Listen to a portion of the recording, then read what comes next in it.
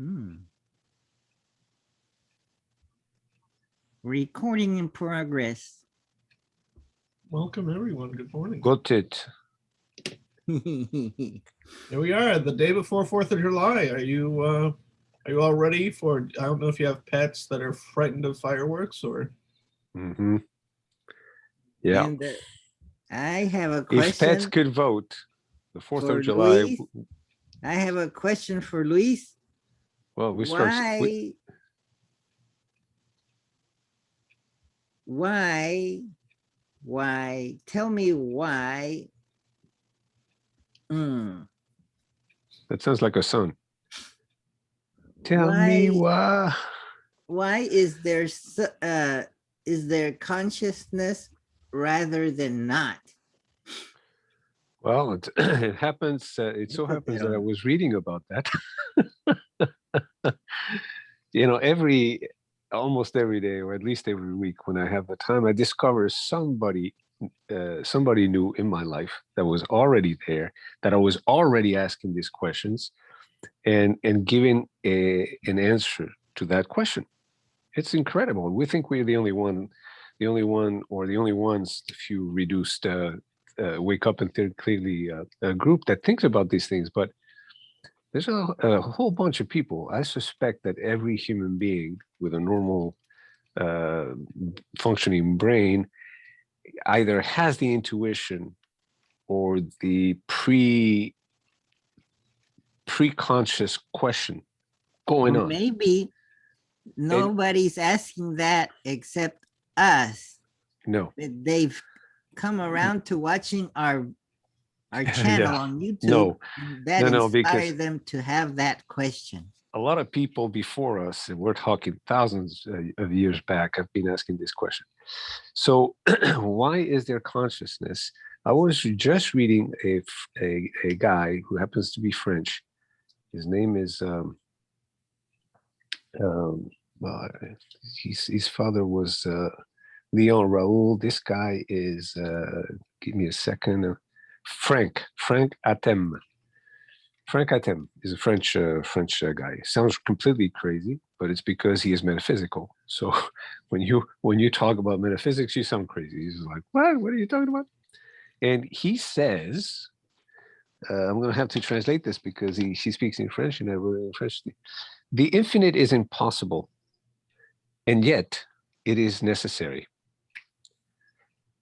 Spell his last name for me, please. Hatem. The second phrase. The infinite is a goal, more so than a reality. Or, maybe you can translate that as a possibility. The infinite is a possible rather than a reality. And when I talk about reality, is a phenomenal thing that you can touch and measure.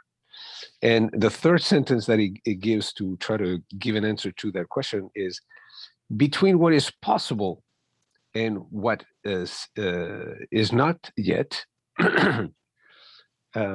there is consciousness. So what he's implying by stating this is that there is consciousness because there is infinity. And he, in another sentence, I mean, I tie everything together and it makes sense from my perspective, my worldview. He says in here too, the infinite is not possible because it is infinite. There is no effective infinity. There is no infinite number, and yet there is an infinity of numbers. So in order for a number to be, there must be an infinity.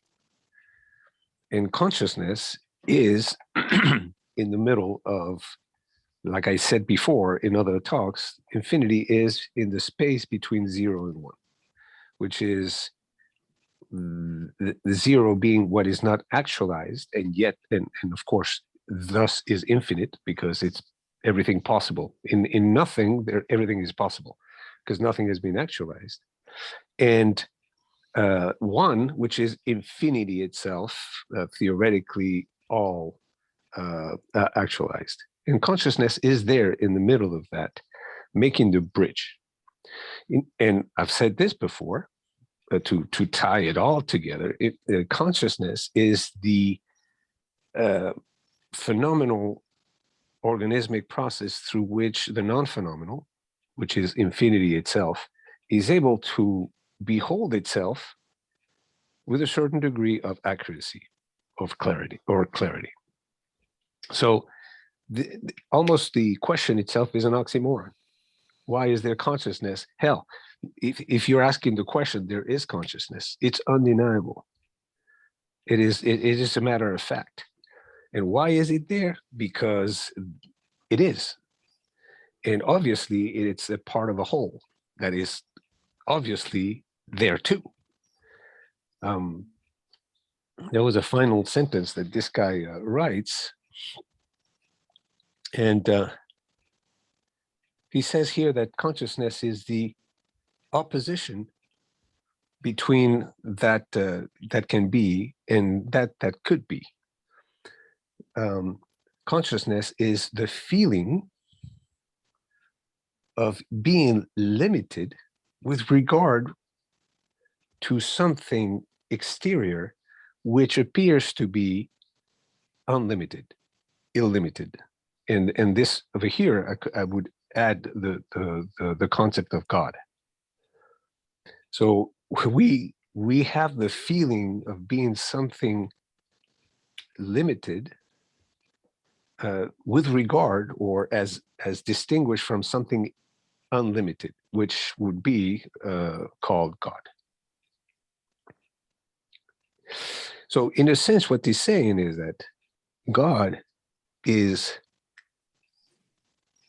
has to be, the infinite is necessary, and at the same time impossible, because of course you can't see the infinite and you can't see God. So that's the answer to your question. Why is there consciousness? So the question at the beginning already is wrong, because it is assuming that there must be a cause. There must be a reason or a cause or something that created consciousness. When in reality, consciousness is immanent of being. It's immanent of the concept of infinity and the impossibility of the infinite, because it's not formal, it cannot be phenomenal. So because we don't understand clearly the nature of reality, we ask this question: why am I here? When in reality, there's no reason for that. Because I'm here, I shouldn't even ask the question. I'm here. There it is. All we can do, if anything, is ask how. How does everything work, not why. Another sentence that he because I've been reading this for the last 3 or 4 days. He says here, metaphysics is the science of causes, the why, while physics is the science of effects, the how, the science of the observable. Metaphysics is the science of the non-observable. You raised your hand. Okay, so 4 things now. I'll try to state them all. Thing A, I noticed you're using the royal we. So you're speaking from the position of quote unquote knowing best. So No, an example of quote unquote knowing best. I only know what I know. Sorry. Well, that's great. That's good. No. That's good. But you still have the habit of utilizing the royal we. I generalize because I don't see a distinction between you and I. I am the whole looking at itself through its part, but no, these are my views. I'm not saying that. Yes, I understand, but you still have the habit. You still have the habit. You know, King George III had the habit and he lost the colonies. They went off, became the United States of America. You get what I'm saying? Yeah. Okay. All right. The next thing, I had a question as to whether or not you've been reading your George Berkeley yet, but we'll set that aside. Not in depth. Okay. Not in depth. All right. Because but that's one of my to-dos. One of the great breakthroughs is when you get to the universal observer. That opens up the world and clarifies things quite. Like I watched Jairo celebrate last week when he heard about it, or maybe it was 2 weeks ago. Third thing. What was the third thing and the fourth thing? Maybe if you keep talking, my memory would be jogged. Yeah. But, from now on, I'm going to preface every sentence by saying that this is only my opinion. Oh, right. Yeah. There we go. You did it for me. Only my opinion. Thanks. So you were speaking in terms of we, which is to say your own understanding. There's a wonderful phrase in the Old Testament. I think it maybe Psalm, in the Psalms or in one of the Proverbs. It says, "Do not rely upon your own understanding." Yeah. I disagree with that one. Well, we kind of have to, because that's all I have. I can share with you a guy from Delray Beach. He's got the No Stress Express. Okay, he does these wonderful daily, I think almost, or maybe it's just a few times a week, but he puts out these No Stress Express packets, which are affirmations and quotes and prayers, and where his understanding has developed. And he refers to the God of his own understanding. Yeah. Which has been helpful because he's not relying upon his own self as the source of font of these things, but he's searching from all these different sources continually and adding to his understanding. Just like I have, yes. Just like I have. So yeah. Although he's doing it like a hyper ball speed. Or... Well, no, I try not to hype up things, but I rely on my own understanding built on the shoulders of the giants. So basically, if I hadn't read anything, if I hadn't experienced anything, I get the sense this guy is retired because he's able to dedicate a lot more time with it, whereas you're working a job and you've got to deal with all the fine details involved. Yeah. And then there was just a fourth idea that may come once I've heard you even a little bit more. Well, in the meantime, I would ask Jairo if what is his reaction to the answer that I gave to his question, which was not mine. I was reading Hatem, but at the same time, I am agreeing with everything that he says. I understand and make mine his own worldview. Can you see what I'm sharing? Yes. Frank Hatem. Yep. Ubuntu. What is that? I don't know what Ubuntu means. I don't know what Ubuntu means. Ubuntu I think means together, community. Yeah, but I mean, there are so many things about him. I just started reading about him. There's a book that his father wrote because the son Frank just got everything from his father, Léon Raoul. Who they used to call him the watchmaker of the universe, and he came up with some theory that everything is magnetism. So he this is don't kill the messenger. Just saying what he was saying. He said that everything relies on the magnetic force, that the gravity, weak force and strong force are in reality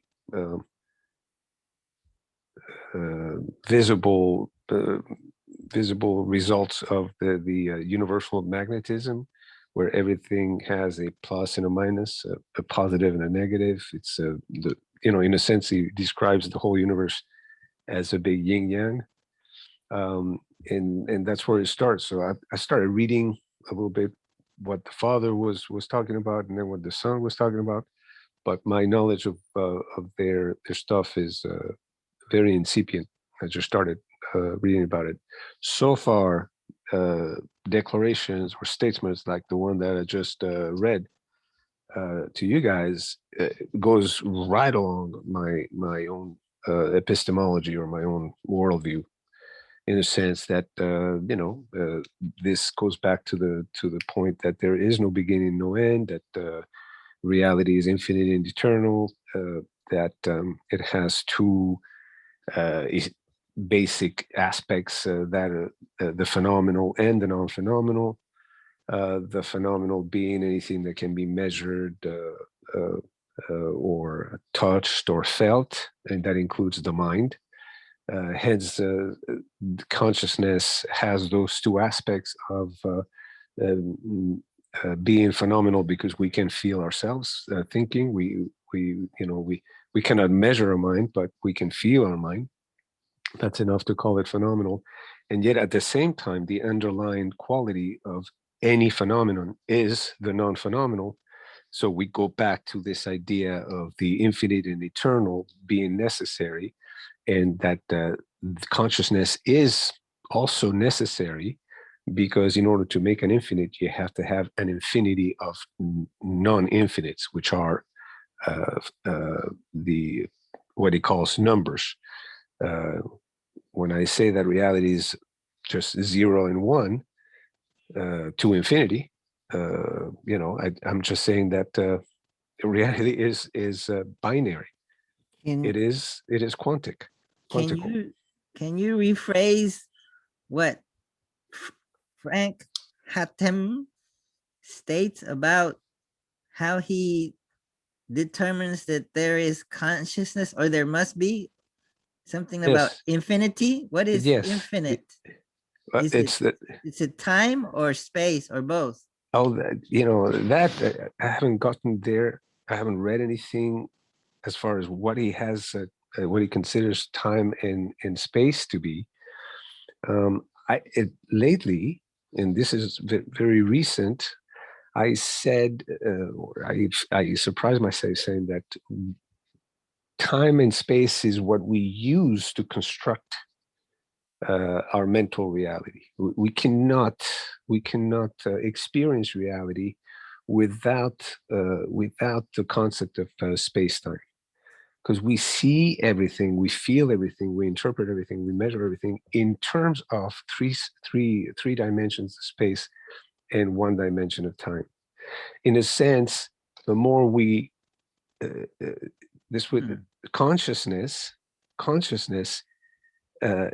the backbone of consciousness, the buttressing of the edifice of consciousness is based precisely on space-time, which does not exist as a physical reality outside the consideration of the mind. That's so. This is me. This is not Hatem, because I haven't read anything from him regarding space-time. But I agree, or Kant agrees with me, because he says that space and time are a priori metaphysical necessities or truths. So we build, so in order to have consciousness, in order to be a consciousness, we utilize the ideal concepts. They are not real physical, because you can't touch the space. You can't touch space. You can only touch what is in space. What appears is distinguishable. What is phenomenal within a space-time themselves, they are not phenomenal. You cannot, you can measure, change of things in space, but you cannot measure time itself. So space-time are the intuitive or a priori measuring devices that the consciousness uses to measure what is unmeasurable, which is reality itself. Did you have a question? Central Florida philosophy Rami? What was that? I think Rami is muted. I'm And sorry. Thank you. How, Luis, do Mhm. you feel mind?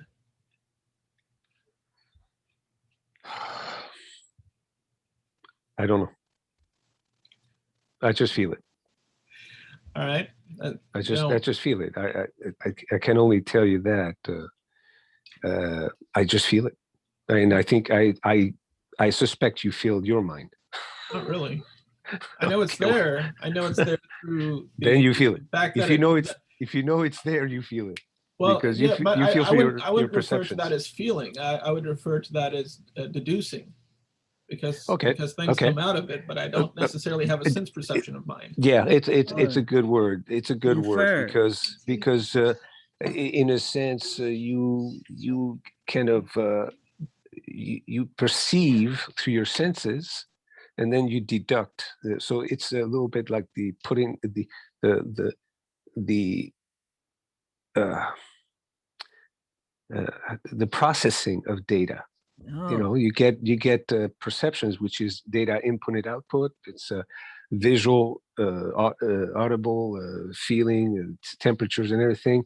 And then out of those basic feelings, then the processing of those feelings, you can call it deduct, or you can call rationalizing, reasoning. I don't know what word to give it, wasn't but basically we know, and you wasn't know once. there another French philosopher by the name of Rene Descartes, Yeah. who said, "I think, therefore I am." Isn't that similar?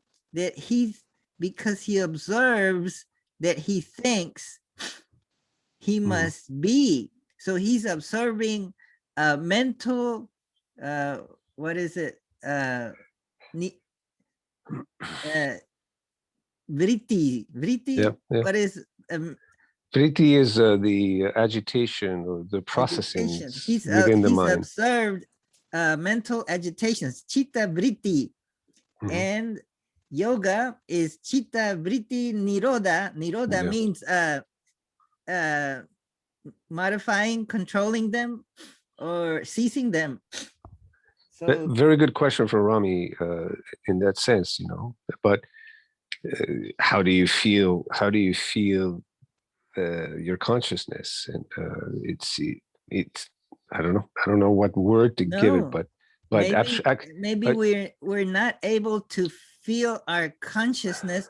We're able to observe what we observe, and then we infer yeah. or deduce that we have consciousness. But I always answer that. You know, sometimes the people ask me what consciousness is, and I say it's an organismic process that knows it knows that it is knowing. I like to So delve not in. only, yeah, and I'm gonna have to jump out. That's the problem. Okay. I'm really in Well, maybe in having a the extra week will help make this a better answer. Is the determination of the recognition of there being this thing called mind the result of a difference, an inference, or is it possible that certain people come to it by different ends, but come, whether it's through deferring or inferring, that you wind up at the same location? Perhaps they use a mirror. yeah. They look at themselves in the mirror Yeah, and as we, see that they have a mind. but this is it is it. You go through the mirror actually. So this is where you just made me think of that, Ronnie, in asking that question. That in reality, what the consciousness is trying to do is look through the mirror instead of looking at the mirror being reflected itself. Consciousness in metaphysical effort is trying to see through the mirror. see through the mirror. So basically, okay, I see myself, I know I am, but what's behind this being? So the metaphysical inquiry is always trying to see through the mirror, which is phenomenal and hence finite.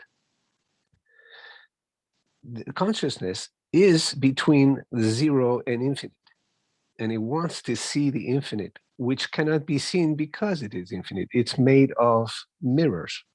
So through every mirror, in this case, it's fitting to think about a self-reflective, because when you see a mirror, and if there's another mirror, you reflect back and forth into an infinity of mirrors.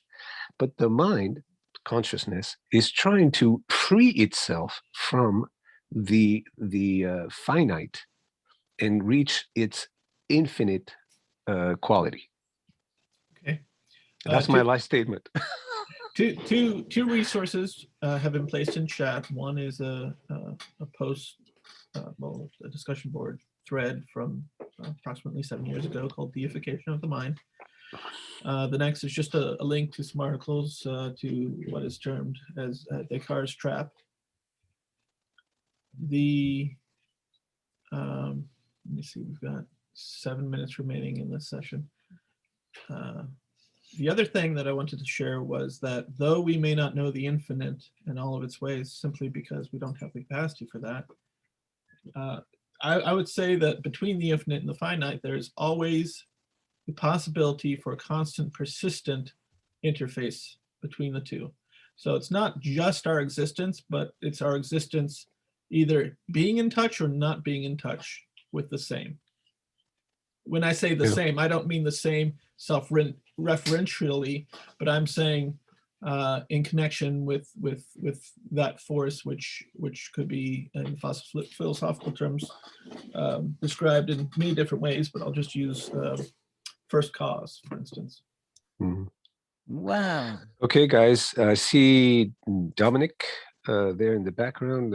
Thank you, Luis Del Pino, for introducing us for an important philosopher, Frank Hatem, the inventor of the meta-science, which to him represents the future science. It doesn't. It didn't invent anything. This concepts of infinity and zero and the phenomenal and the metaphysical are as old as consciousness, verbalized in different ways from different cultures with different myths, different archetypes, different whatever. But I have come to the conclusion that any consciousness, to a certain degree, is trying to break through the mirror, the phenomenal aspect of reality and itself, of course.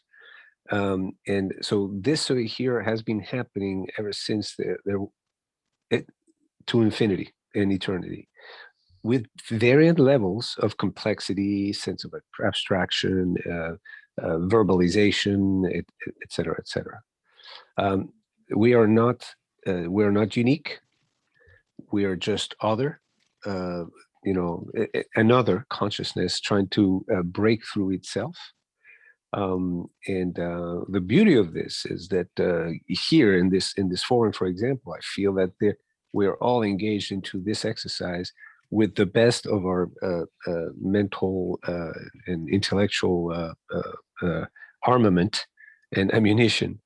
Whereas, for example, through mosquitoes and amoebas, that is very, very subdued and very basic. This is exciting to me because the more we delve into this, the more questions we ask, the more answers we try to give, the more we hone the self-knowledge, which is reality is looking at itself in a clearer and clearer and clearer way. And I leave you with this crazy thoughts. Always a pleasure being with you. I'm sorry I have to zoom out of the Zoom. Thank you, Luis Del Pino. Thank you, guys. Take care. Stay safe. wonder if we'll have the other person or RSVP join us. His name. I will leave out of the Oh. video unless he shows up. Or Oh, maybe it's a her. I don't hey. know. Hmm? I'm gonna start calling you at 6:55 a.m. if I'm up sooner from now on, in case they hop in at 7 and leave at 7:02 or 3, since we didn't get this thing started until about 7:04 or 5. Hmm. If I can. Well, welcome, Dominico in Toronto, Canada.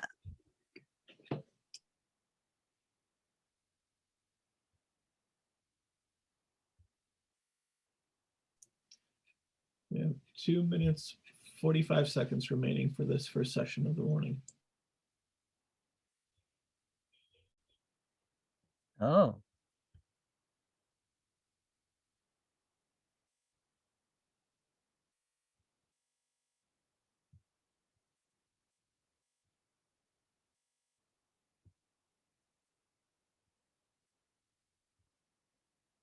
Oh, there it is.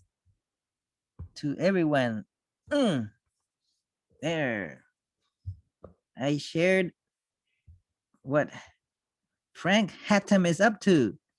It says he's the inventor of the meta science, which to him represents the future science. As an echo of contemporary science, more and more committed to the complicated and meaningless theories, Frank Hatem and his team suggest a science based on essential spiritual principles bound to reduce the mathematic hypotheses and theories and replace them by spiritual revelations. Meta science.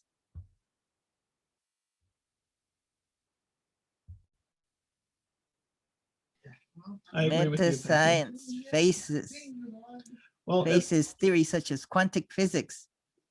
It refers them to metaphysical, spiritual aspects related to the existence of God and of spirit, to the creation of the universe and of the matter, etc. In their research, they lay the theoretical ground for the existence of the free energy and of the superior levels of consciousness, which triggers a genuine revolution of the cognitive sciences. What at does least that that's where he mean? was 13 years ago. Oh, yes, I got that from a website 13 years ago. Maybe he's gotten better. So what is the point of all this? So what is the point of all this? Atom, specifically, I'm sorry. What is the point of Hatem's meta science?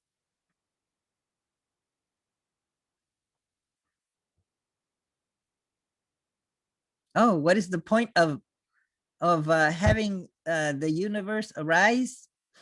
Like, is he